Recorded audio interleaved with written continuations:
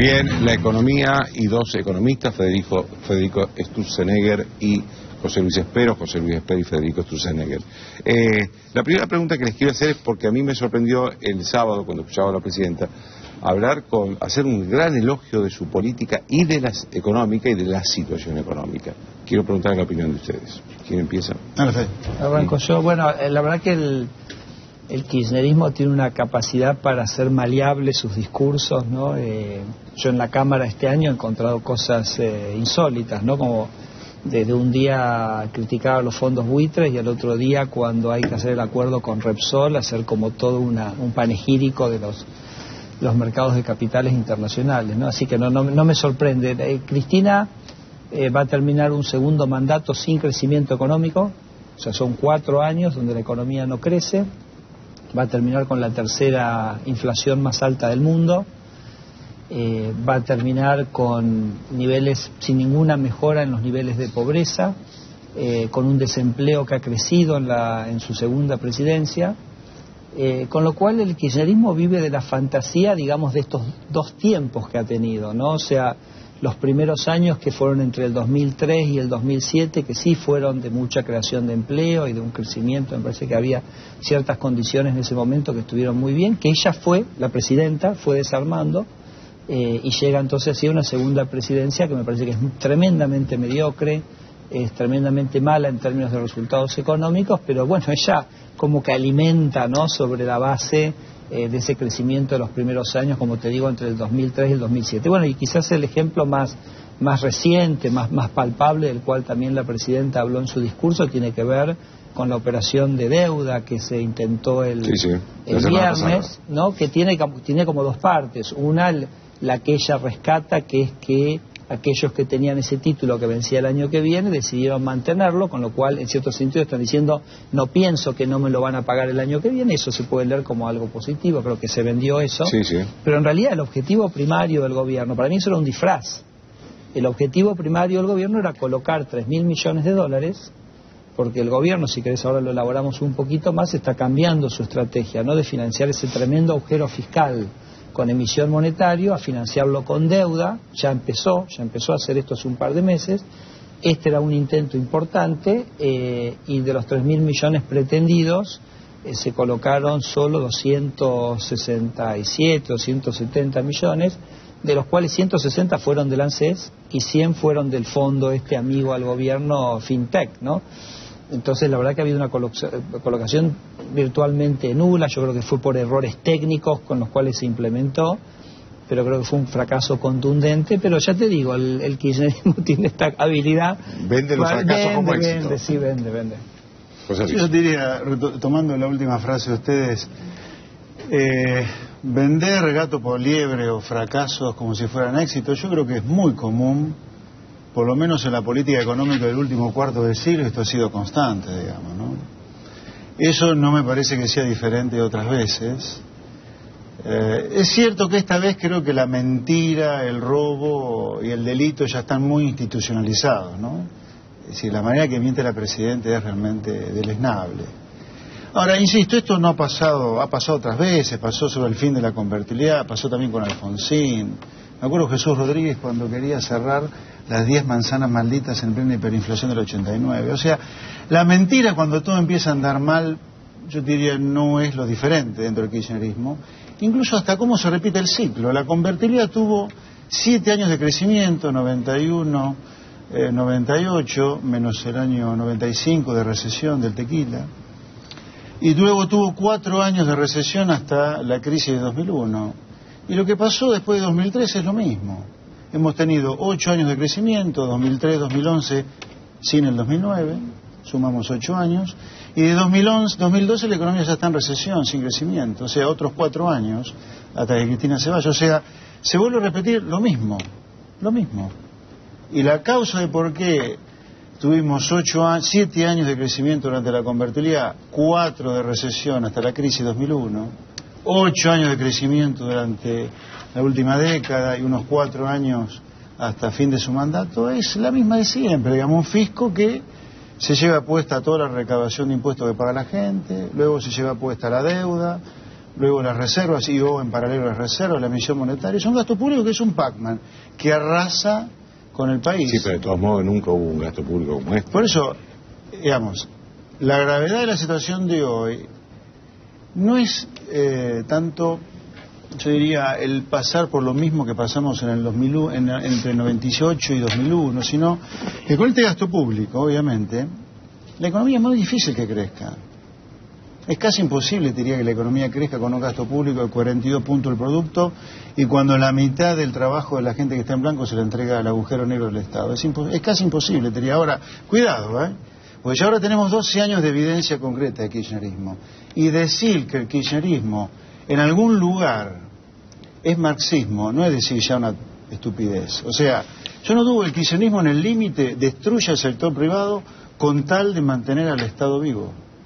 Que un poco lo que dice la presidenta el sábado habló de las armas del mercado. O sea, para la presidenta el mercado es un enemigo al cual combatir, porque habló de las armas.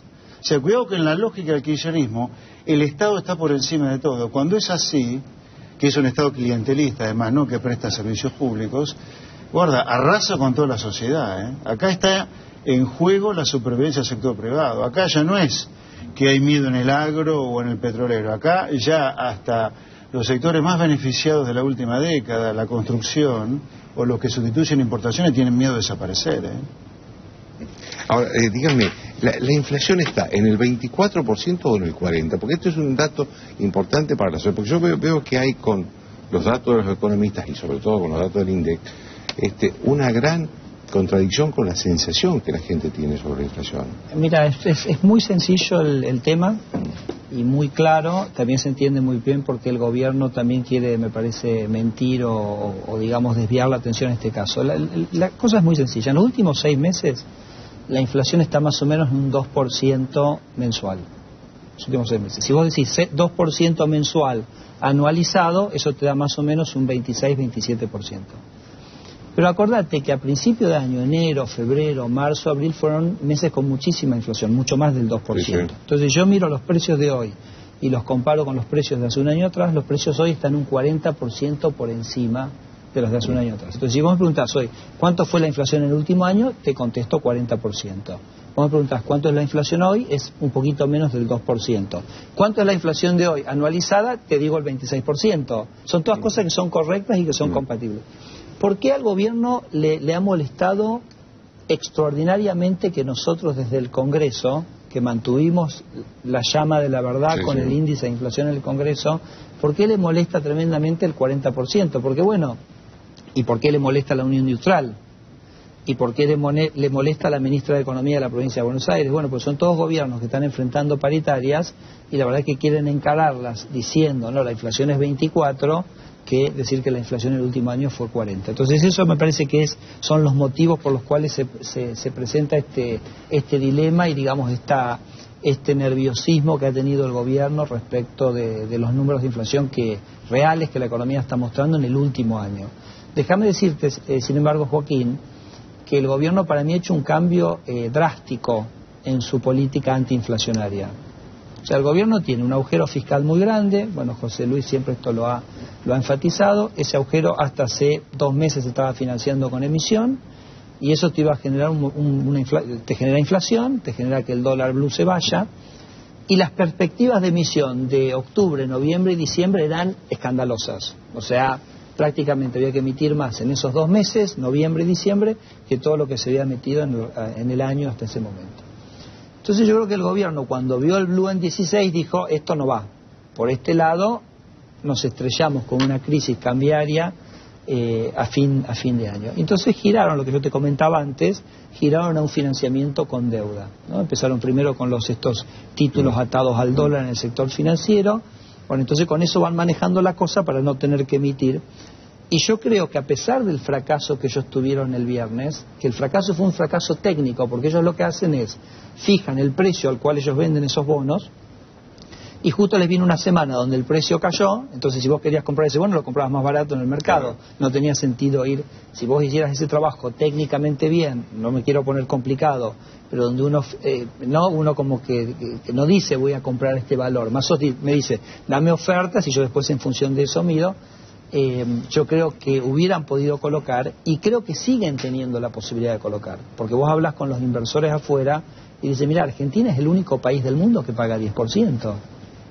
Entonces, si a mí me metís un bono en legislación local, que no está el problema de griesa, entonces yo te voy a colocar. Entonces yo creo que el gobierno tiene una posibilidad cierta, Joaquín, de apelar a ese financiamiento, de mantener la inflación en el 2%, y por eso pienso que el desafío más importante del año que viene, para los que estamos en la oposición y que estamos enfrentando una campaña electoral, no va a ser tanto lo económico, porque creo que el gobierno va a lograr mantener una situación de cierta tranquilidad, sino que creo que lo más y lo que más me preocupa de Argentina es la avanzada que ha hecho el kirchnerismo sobre la justicia, sobre la libertad de expresión, sobre la libertad de prensa, sobre el Congreso, que me parece que es lo que Argentina realmente está poniendo en juego el año que viene.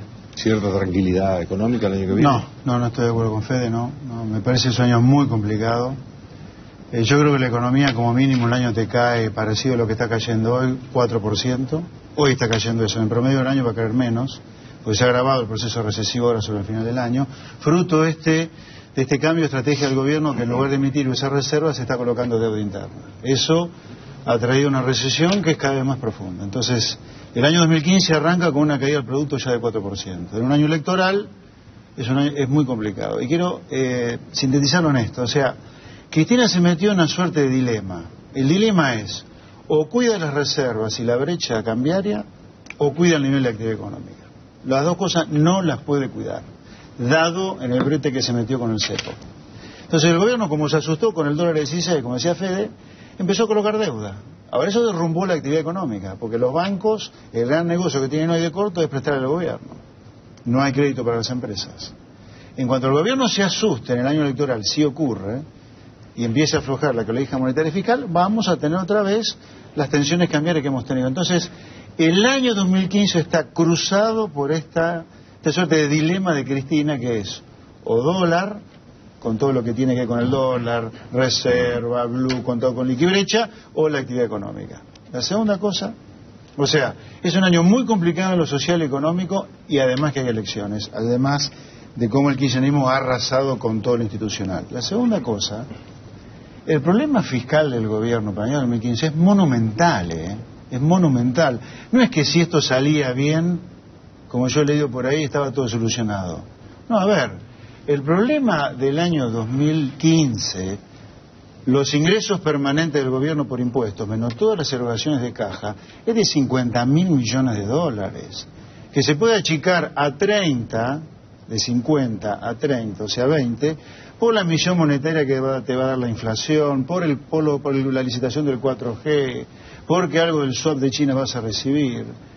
Si haces esto, a lo mejor los achicas un poco más, o sea, una nueva licitación de Bonar el año que viene, pero el desafío fiscal del año que viene, para que tengan una idea, a ver, este año la deuda pública está aumentando 200.000 millones de pesos.